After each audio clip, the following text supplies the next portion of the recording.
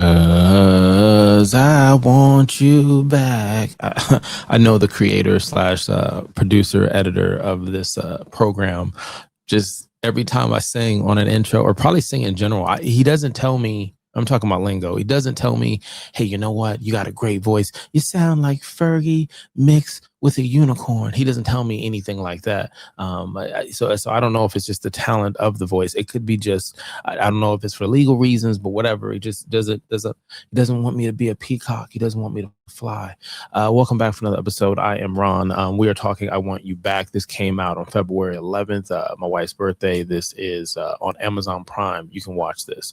It's a rom-com rated R. It's almost 2 hours. It's almost 2 hours. We'll talk about it. I'll go into the highs and lows and we'll get into this. We'll rate it. You can rate it here. Let me know if you watch it. If there's any other rom-coms, let me know in the comments. I go back and I watch them. And then I say, hey, look, somebody down there told me up here to go ahead and watch it. That sounded like I did a sacrifice or something like that, but we haven't made it to that level, and we haven't. So that's not what I meant. But anyways, hit the subscribe button, like, follow, and comment for more here at the Critics Collective. We would love to have you join our collective family. We talk video games and anime and wrestling and television, film and reality shows and stuff like that. Go check that out. Now, for this one, newly dumped 30-something Peter and Emma team up to sabotage their exes' new relationships and win them back for good. It sounds great. It really does. For this cast that's in here, I think it's a cast that you've seen all over the place.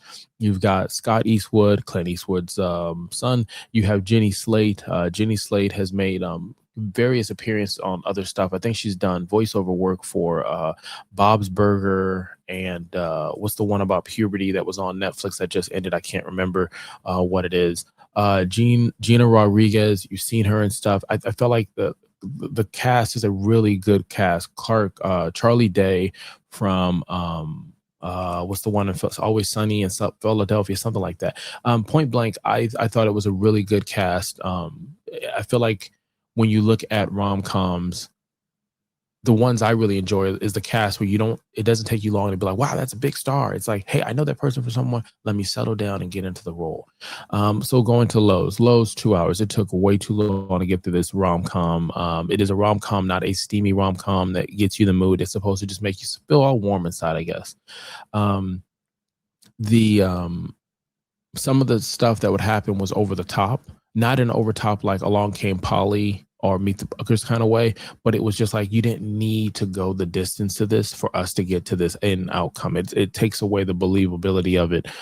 There was one scene where there's someone's just, there's sounds happening and they're just having a full conversation, and that's a part of the scene, that awkwardness, whatever is going on, and once it's finished, they decide to leave. All the windows and doors are there. Like the whole opportunity is, if you're saying you don't like to be there, get the fuck out. And they didn't. They saved it to the end as a joke, which just said, it maybe the bitch could have been shorter to have a better impact, but whatever.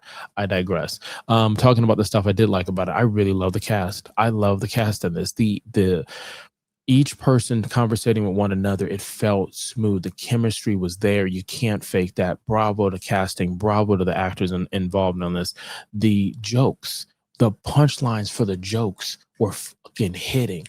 And sometimes with a rom-com, you lean too far in a romance and are too far in the comedy, and you're trying to find that good balance, or you're trying to own whatever your identity is. And this one's like, hey, look, we're comedy first. And it was hitting on it. And every time they threw something up and they recycled a joke from the beginning of the movie, and I'm like, shit.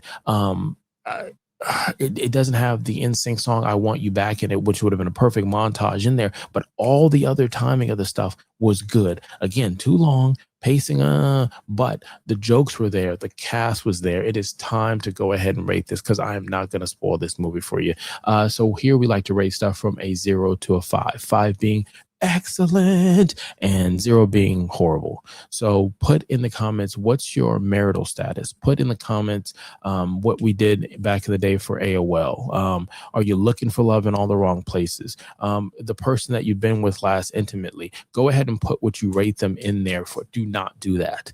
Do not do that. Okay, do not do that. Do not add them. Do not send this to them after you rate them in the comments for what I said. disregard what I said. It was provocative, and I was trying to get the people moving. With that being said, I'm going to give this a 4. I'm gonna give this a 4. This completely surprised me. There are some rom-coms that are on here that I've done. There are some steamy movies I've done on here that have surprised me. This one surprised me. My wife enjoyed it. And one of the biggest things we talk about was the jokes. Like I said, the timing was there and the impact was there on it. And we felt like, honestly, like if this was a television show, this would have made a good season or 2, before it lost its magic. It just felt like that. But go ahead and put in the comments, hit the subscribe button, like, follow, and comment for more. You could have been anywhere else and you chose to be here. I'm Ron, and I really appreciate that. Until next time.